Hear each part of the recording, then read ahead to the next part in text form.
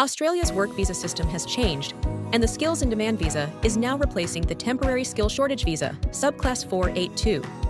If you're an employer or a visa holder, you might be wondering, how does this affect me? Here's what you need to know in simple terms. Switching employers? Not so fast.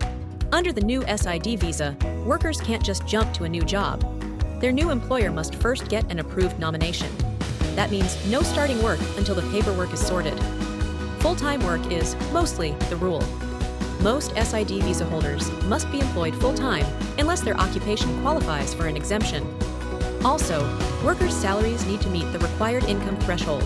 Changing roles? There's a process. Thinking of promoting a worker or giving them new responsibilities? Here's the deal. Promotions are fine as long as the worker's duties don't change. New responsibilities is equivalent to new nomination. That means a new visa application is required. Moving locations? Check the rules first.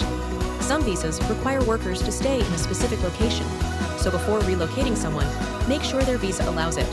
Salary increases are allowed, but good news, employers can pay workers more without needing a new visa. Bad news, if the pay raise comes with new job duties, then a new nomination and visa application are required. What happens if a worker leaves?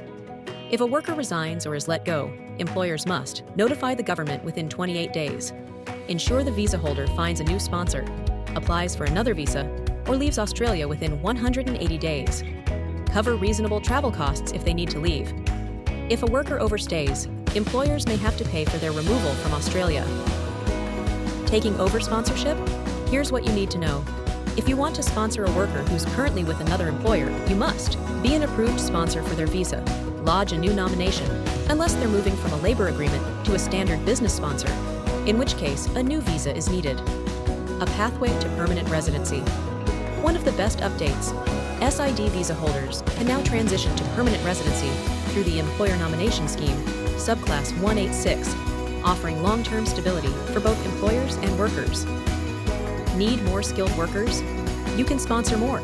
If your business needs more skilled employees, you can nominate additional overseas workers to fill job shortages. The Skills in Demand visa brings new rules and opportunities for businesses and skilled workers.